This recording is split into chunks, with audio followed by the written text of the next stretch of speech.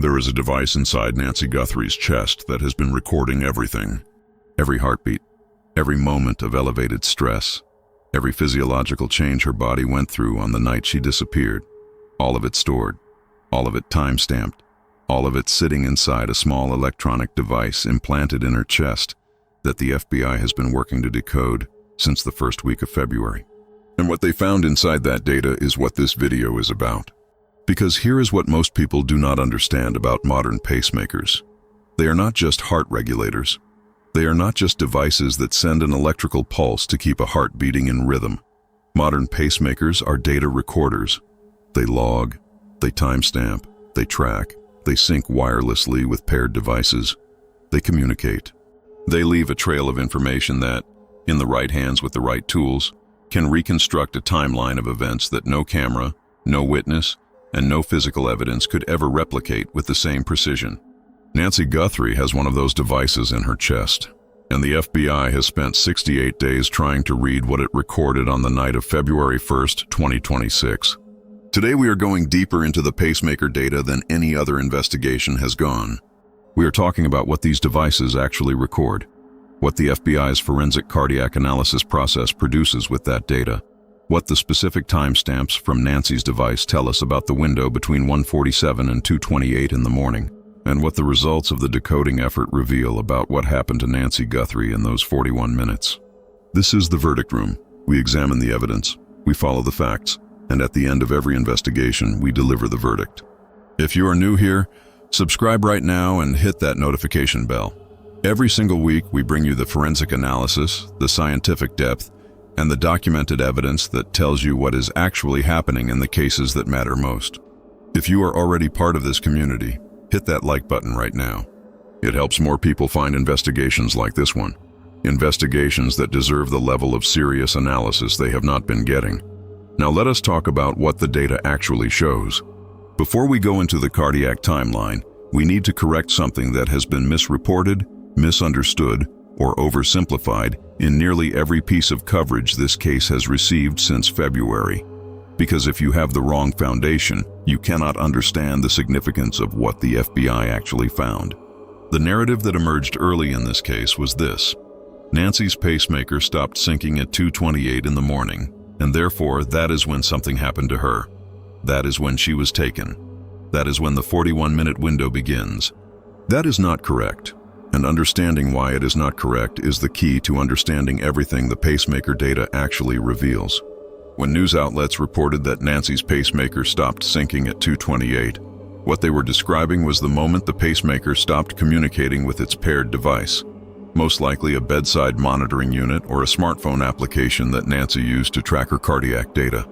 That sync stopping does not mean the pacemaker stopped working. It does not mean Nancy's heart stopped.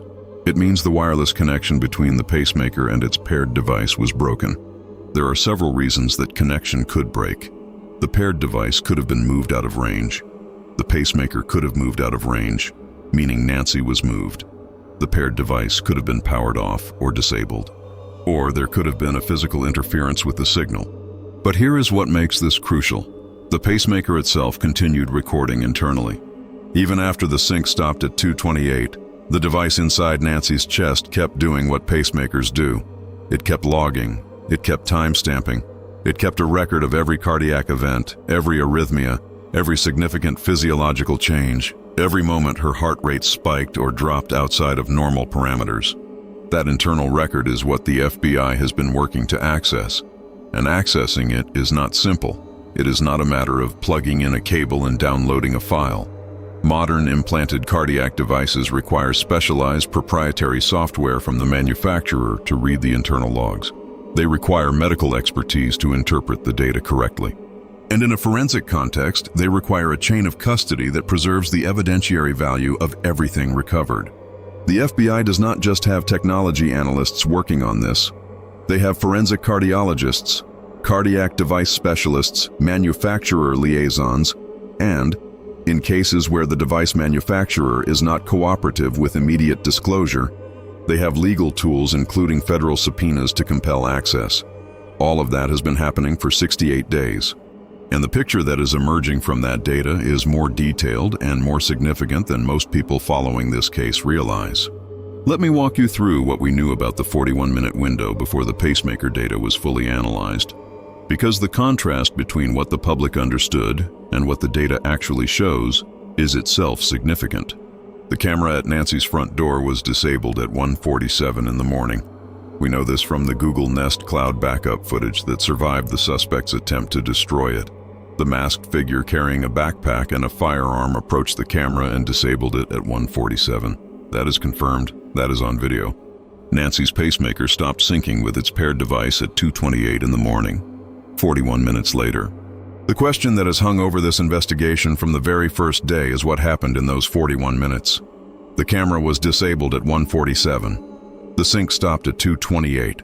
That window is 41 minutes of complete darkness in terms of external surveillance. No camera footage, no cell phone data, because Nancy's phone was left behind inside the house. No GPS data from a vehicle she owned, no witness accounts from neighbors who were asleep. 41 minutes of nothing from external sources. But not from the pacemaker. The pacemaker was recording through all 41 of those minutes.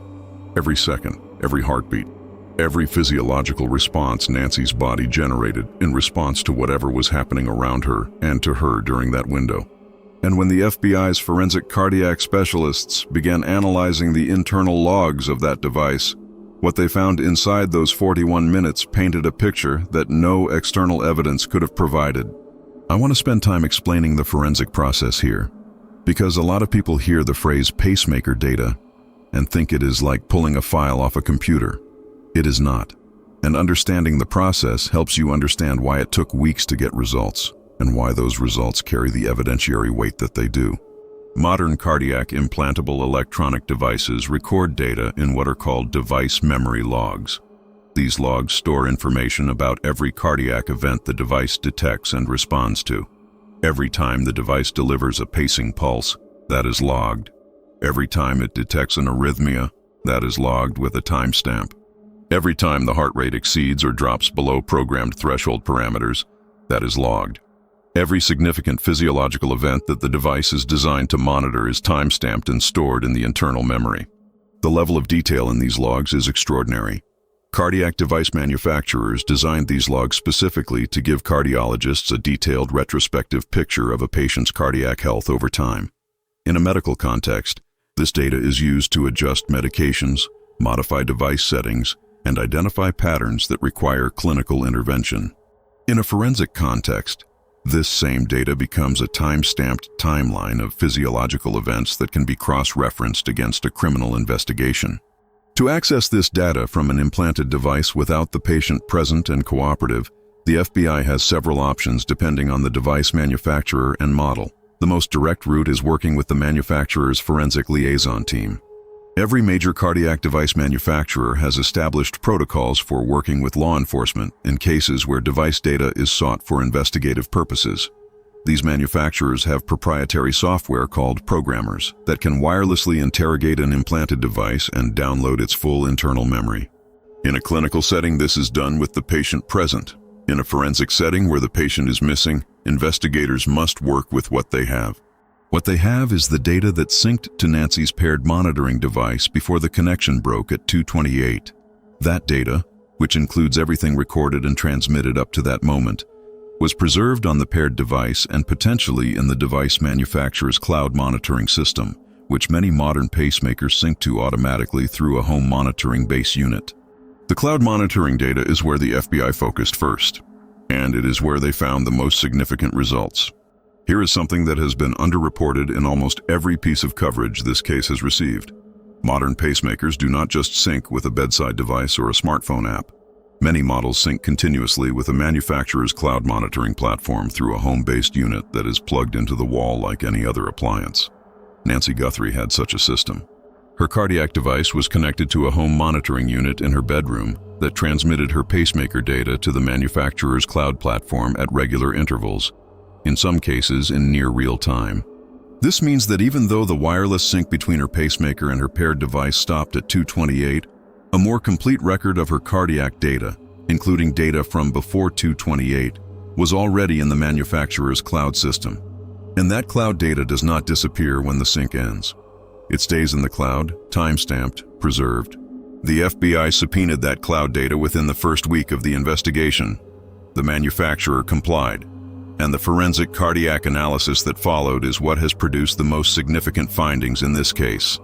I want to be careful here about the difference between what has been officially confirmed publicly and what has been reported through investigative journalism and law enforcement sourcing. Because the FBI has not held a press conference and laid out the pacemaker data findings in plain language, that is not how federal investigations work. What we know comes from three sources: public statements from law enforcement that reference the pacemaker data in ways that reveal what they found significant, retired forensic cardiac experts and former federal agents who have analyzed the publicly available information and provided their professional assessments, and investigative reporting from outlets that have sourced information from people familiar with the investigation. Put all three together and the picture that emerges is what we are going to walk through right now. The evening of January 31st begins normally. Nancy spends the evening at her daughter Annie's home. She has dinner, she plays board games, she says goodnight. Her cardiac data during this period shows completely normal baseline activity. A resting heart rate appropriate for her age, no arrhythmias, no significant events, just a woman having dinner with her family. Tommaso drives Nancy home. The drive takes approximately 15 to 20 minutes. During this time, her cardiac data continues to show normal baseline levels. She arrives home. The garage door closes at approximately 9:50 p.m. And here is where the first anomaly appears in the data. Approximately 45 minutes to an hour after Nancy arrived home, at some point between 10:50 and 11:30 in the evening, her heart rate shows a brief elevation above her normal resting baseline. Not a dramatic spike, not an arrhythmia, just a measurable increase in heart rate that lasted for a few minutes and then returned to baseline. Forensic cardiologists who have been consulted on this pattern describe it as consistent with a stress response. The kind of brief cardiac elevation you might see when someone hears an unexpected noise, sees something unexpected, or experiences a brief moment of anxiety or heightened alertness. It is not conclusive on its own. It could be explained by many things. Nancy getting up to get a glass of water, a sound outside, something on the television. But it is there. It is time-stamped. And it is the first data point in a cardiac timeline that becomes significantly more dramatic as the night progresses. Between 11:30 and approximately 1:30 in the morning, Nancy's cardiac data shows relatively stable patterns consistent with rest. Cardiologists reviewing the data describe it as consistent with a sleep pattern, though not definitively deep sleep. The heart rate is lower, the rhythm is regular. The device is recording without any significant events. Then between 1:40 and 1:50 in the morning, the data changes. In the same window that the doorbell camera footage shows the masked figure approaching the property and disabling the camera, Nancy's pacemaker data shows a significant cardiac event.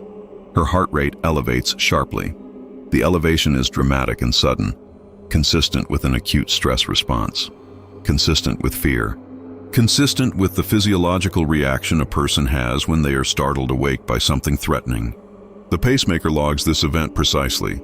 The timestamp on the cardiac elevation and the timestamp on the camera being disabled at 1:47 are within the same narrow window. That correlation is not coincidence. That is the pacemaker recording Nancy Guthrie's physiological response to the moment her abduction began. Now we get to the 41 minutes. The elevated heart rate that begins around 1:47 does not drop immediately. It stays elevated for a sustained period. The cardiac specialist analysis of this pattern describes it as consistent with sustained acute stress, consistent with a person who has been frightened and remains frightened, consistent with the physiological state of someone who is being actively threatened, restrained, or moved against their will.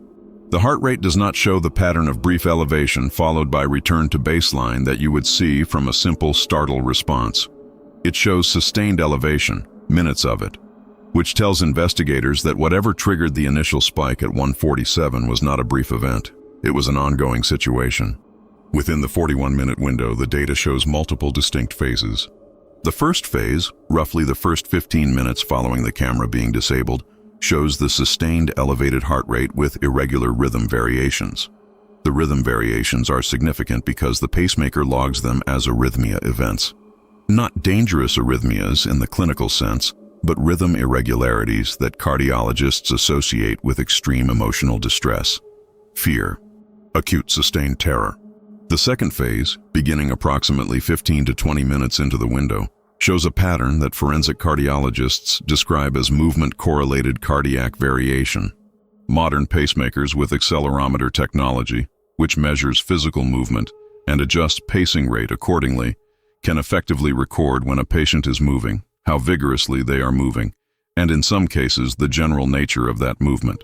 A pacemaker worn by someone who is being physically carried or transported will show different accelerometer-correlated patterns than one worn by someone who is walking voluntarily or lying still. The data from this phase of the 41 minutes shows patterns consistent with passive movement, not voluntary walking, not Nancy moving herself through her house. The accelerometer data suggests Nancy was being moved, carried, transported by someone else. This is consistent with the blood evidence analysis discussed in previous forensic coverage of this case. The forensic assessment that Nancy was likely carried rather than walking, based on the pattern of blood drops on the front porch that showed no disruption from footsteps. The third phase, in the final 10 to 15 minutes before the sync stops at 2:28, shows a cardiac pattern that is the most clinically significant finding in the entire dataset. The heart rate, which had been elevated throughout most of the 41 minutes, begins to show a specific type of variability that forensic cardiologists associate with sedation or loss of consciousness. Not cardiac arrest, not death. The heart continues beating. The pacemaker continues functioning. But the variability pattern, the natural beat-to-beat variation that a conscious person's heart shows, begins to decrease. Decreased heart rate variability in this context is clinically significant. It is the pattern a heart shows when the central nervous system's normal regulatory influence on cardiac function is reduced, when someone is deeply sedated, unconscious, or has been administered a substance that affects consciousness. The sync stops at 2:28. At that point, no more data reaches the cloud platform. The internal device continues recording after 2:28, but that internal data is inside Nancy, inside a device that can only be fully accessed when she is found. Let me address directly what the sedation pattern means for the investigation, because it has been circling the edges of this case for weeks and it deserves a clear, honest, fact-grounded discussion. The pacemaker data from the final portion of the 41-minute window is consistent with pharmacological sedation. That is the clinical language. Pharmacological sedation means a drug-induced alteration of consciousness, something administered to Nancy by injection, inhalation, or ingestion that reduced her level of consciousness in the final minutes before the cloud sync broke. The significance of this finding for the investigation is substantial. First, it tells us that whoever took Nancy came prepared. You do not accidentally have sedatives on your person. You plan for them. You acquire them. You bring them. The presence of a sedating agent in this abduction, if the cardiac data interpretation is correct, tells us that the planning for this operation included pharmacological preparation. This is not opportunistic crime. This is premeditated, logistically sophisticated, deliberately executed planning. Second, it tells us something important about Nancy's condition at the time the sync stopped. She was not deceased at 2:28 in the morning. The cardiac patterns showing sedation are not the patterns of cardiac arrest or death. The heart was beating. The pacemaker was functioning. The patterns are consistent with someone who is unconscious or deeply sedated, but alive. Third, it tells investigators what to look for in terms of evidence. If a sedative was administered, there may be physical evidence that can be identified. Forensic toxicology of any biological material left at the scene could potentially identify the specific compound used, and the identity of that compound could in turn narrow the field of who had access to it. Fourth, and most significantly for the investigation's current direction, the type of sedation that produces the cardiac pattern seen in the data has a specific profile. It is not something available at any pharmacy over the counter. The compounds that produce this type of rapid onset sedation with the cardiac signature visible in the pacemaker data are controlled substances, medical-grade compounds, the kind of substances that leave a procurement trail, a prescription trail, a hospital or pharmacy acquisition trail. Someone who obtained what was used on Nancy Guthrie that night did not buy it at a grocery store, and the FBI knows that. The procurement trail for that compound, wherever it leads, is one of the most significant investigative threads currently being followed. Now let us address the question that many people watching this have been building toward since the beginning. Can the pacemaker data tell us where Nancy was taken? The honest answer is nuanced. Modern pacemakers do not have built-in GPS. They are not tracking devices in the way a phone or a car's navigation system is. They cannot transmit real-time location coordinates. The data they record is cardiac and physiological, not geographic.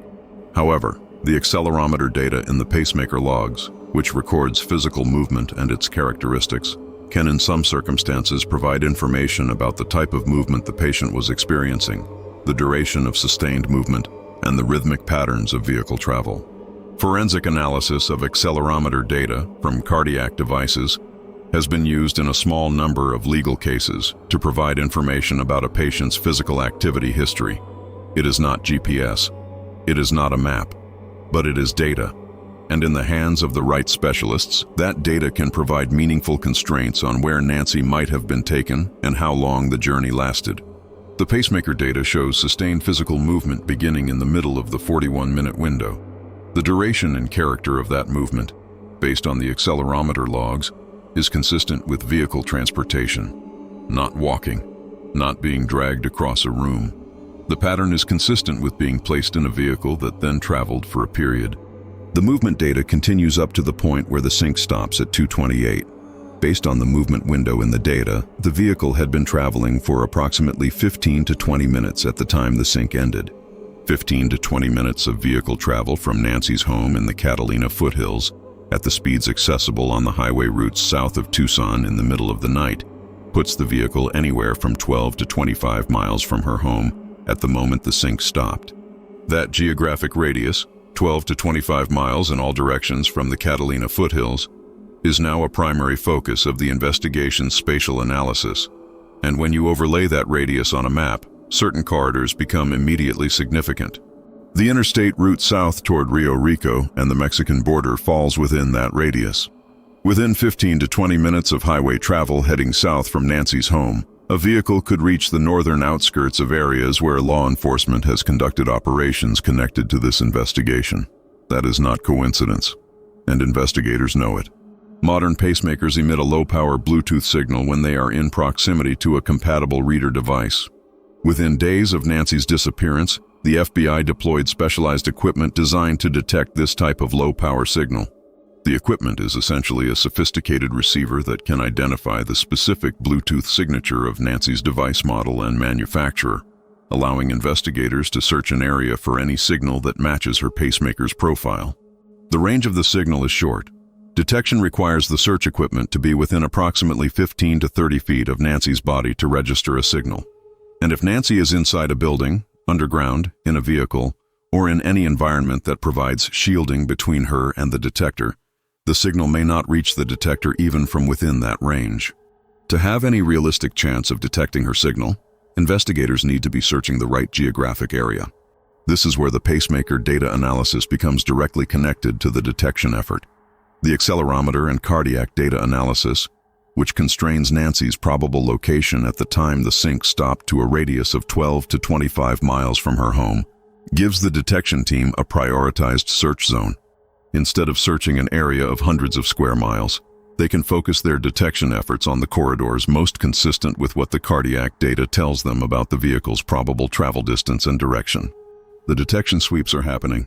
They have been happening since the first week of February, and they continue. The specific manufacturer and model of Nancy's pacemaker has not been publicly confirmed.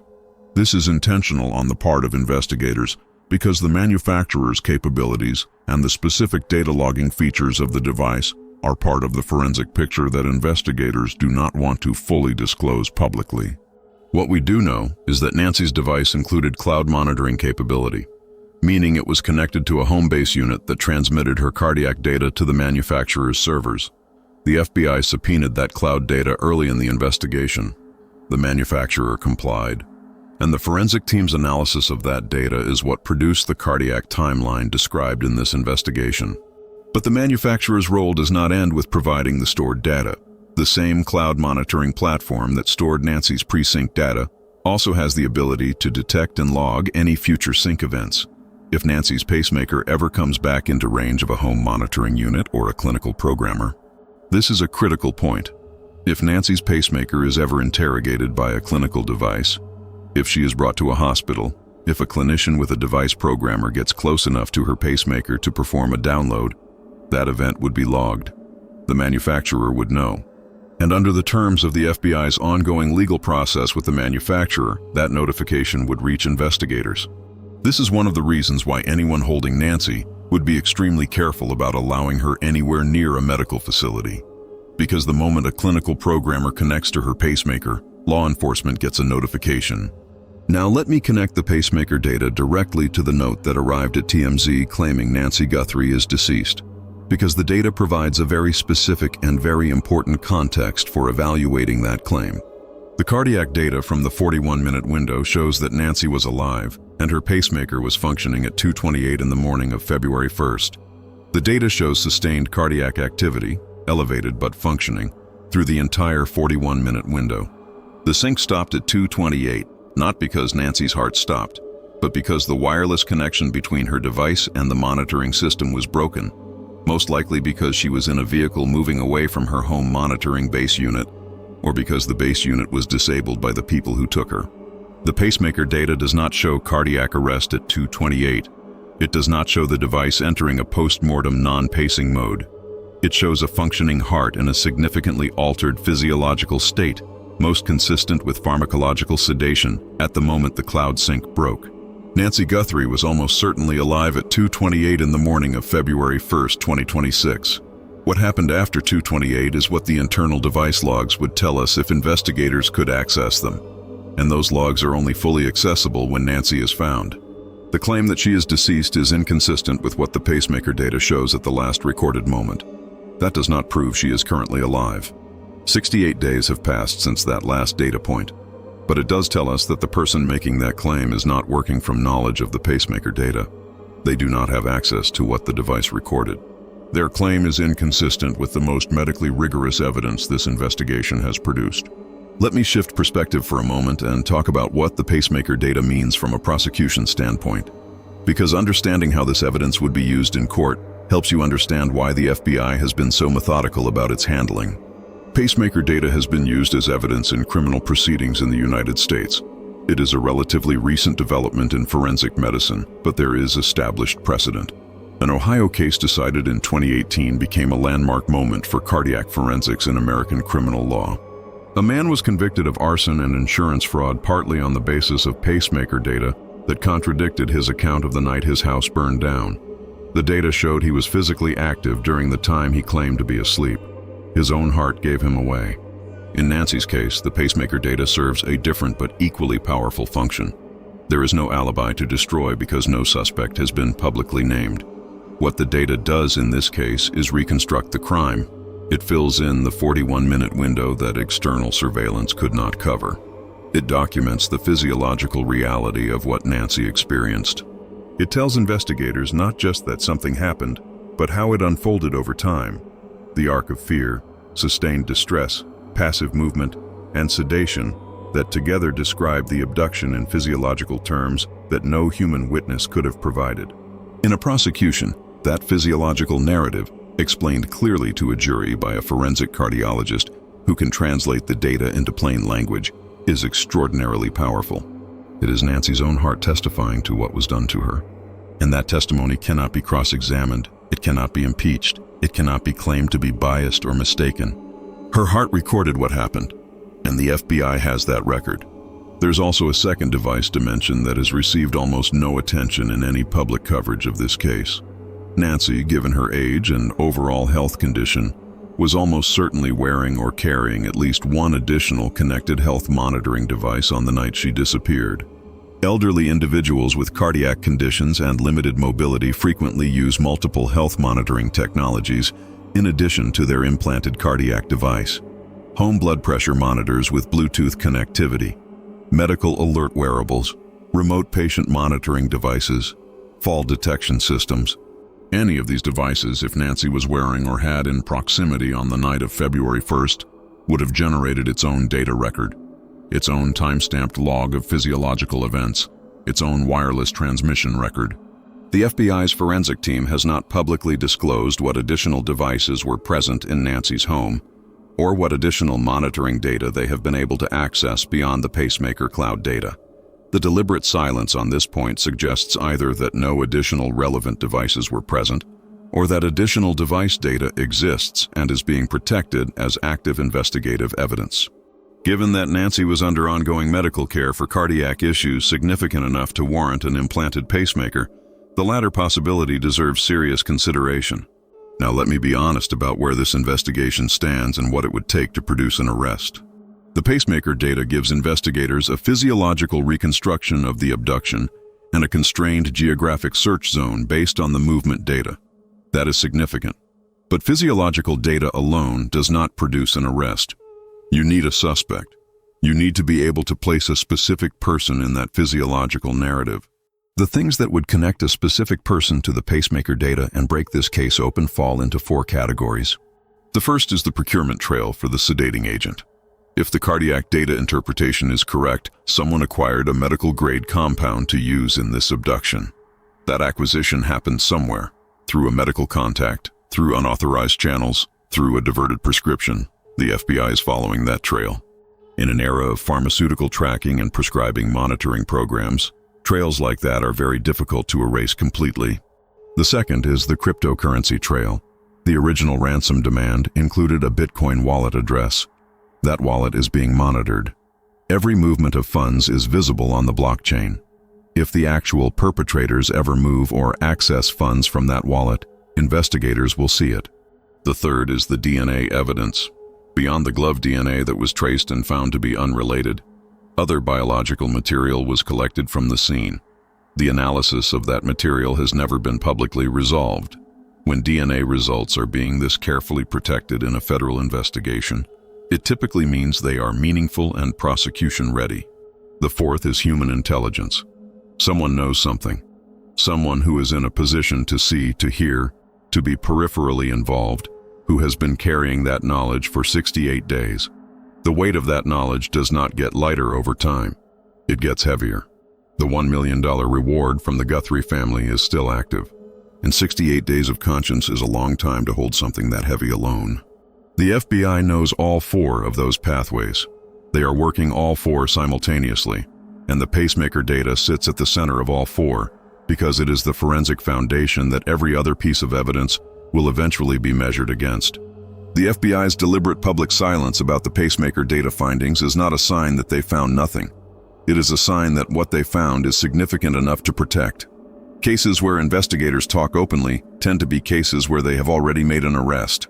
Cases where investigators go quiet tend to be cases where they are protecting an active evidentiary trail from the person or people they are still pursuing. Every piece of information disclosed publicly about investigative findings is also received by the suspect. Every evidence disclosure is an opportunity for someone to destroy remaining evidence, change behavior, or prepare a legal counter-narrative. The FBI is not being careless with the pacemaker data. They are being precise, methodical, strategic. And every day that they maintain that strategic silence is a day they preserve the investigative advantage that Nancy's own heart gave them. All analysis in this video is based on publicly available forensic science, law enforcement statements that reference the pacemaker data, retired forensic cardiac experts and former federal agents who have analyzed this case publicly, and investigative reporting from credible outlets. The cardiac timeline described represents the synthesis of publicly available expert analysis of how this type of device data functions forensically, applied to what has been confirmed about the investigative findings in this case. No individual is named as a suspect. All persons are presumed innocent unless proven guilty in a court of law. If you have any information related to the disappearance of Nancy Guthrie, contact the FBI immediately. The tip line is 1-800-CALL-FBI. Submit anonymous tips at tips.fbi.gov. The Pima County Sheriff's tip line is 520-351-4900. The combined reward for information leading to Nancy's safe return or the arrest of those responsible exceeds $1 million. If you are in the medical or pharmaceutical community, if you encountered an unusual request for controlled sedating compounds in the weeks before or around February 1, 2026, If something did not sit right with you at the time and has been sitting heavier since, that information is relevant. The FBI's medical forensics units work alongside the investigative team on cases that involve pharmaceutically sophisticated criminal operations. Your observation, however small it seemed, could be the piece of the procurement trail investigators need. Nancy Long Guthrie has been missing since February 1st, 2026. Her pacemaker recorded every heartbeat of those 41 minutes. The fear, the sustained distress, the movement, the sedated silence before the sync stopped at 2:28. Her own heart, the heart that has been beating for decades, recorded what was done to her. And the FBI has that record. The fake notes and the empty Bitcoin wallets and the noise of 2 months of fraudulent claims. None of that changes what is inside that data. None of it erases the physiological record of what Nancy's heart witnessed. The evidence is there, the investigation is active, and the forensic foundation the FBI has built from 68 days of painstaking cardiac data analysis is not going away. Someone will be held accountable for what those 41 minutes recorded. If this investigation moved you, if this kind of deep, technically rigorous forensic analysis is what you come here for, subscribe to The Verdict Room right now and hit that notification bell. Every week we examine the evidence, follow the facts, and deliver the verdict. Drop your thoughts in the comments below. What part of the pacemaker data analysis stands out most to you? What do you think the procurement trail for the sedating agent will eventually reveal? This is The Verdict Room. The evidence has spoken. Nancy Guthrie deserves to come home. Before we close, there is one more dimension of the pacemaker data story that deserves direct attention: the battery dimension. Implanted pacemakers run on batteries. Those batteries are long-lasting, typically 5 to 15 years depending on the device model and how actively it is pacing. But they are not infinite, and they are not rechargeable in the conventional sense. When a pacemaker battery reaches the end of its service life, the device requires surgical replacement. Nancy's pacemaker has been functioning continuously since she disappeared 68 days ago. If her device was not near its replacement window before the abduction, the battery situation is not an immediate concern. But if her device was approaching its recommended replacement window, the clinical urgency layer overlaid on top of the investigative urgency becomes more pressing with every day that passes. Even with a battery nowhere near depletion, the pacemaker's ability to function effectively depends on other factors: the integrity of the leads connecting the device to the heart, the stability of the device's position in the body. In a patient who has experienced the kind of physical stress that the cardiac data suggests Nancy experienced in those 41 minutes, these are legitimate clinical concerns. The medical team advising the FBI on this case is acutely aware of the dual urgency. Finding Nancy is not just about answers and justice. It is about finding someone whose medical condition requires ongoing clinical attention and whose primary cardiac device is functioning without medical oversight in an unknown environment. Every day that passes without Nancy being found is another day her pacemaker operates without clinical monitoring. And the medical team has made very clear that this timeline has medical significance alongside investigative significance. The people who took Nancy Guthrie know this. Whether they are managing it, whether they are ensuring she has access to any medical attention, whether the sedation that the cardiac data suggests was used on the night of February 1st has any ongoing implications, those are questions that the internal device logs would answer if investigators could access them. Those logs are waiting inside a device that is still functioning inside a woman who is still out there somewhere. The evidence exists. The data was recorded. The FBI has what was transmitted before the sync broke, and the internal records are waiting for the moment Nancy is found. That moment is what everything: the pacemaker data analysis, the Walmart evidence trail, the DNA forensics, the genealogy pathway, the cell tower analysis, the procurement trail for the sedating agent, and the surveillance network that has been searching the geographic radius consistent with the movement data is building toward one identification, one name. And then every piece of evidence the FBI has spent 68 days assembling will speak simultaneously in precise, documented physiological detail about exactly what happened to Nancy Guthrie on the night her family said goodnight and did not know it was goodbye. Her heart recorded it. The FBI has the record, and the answer is coming.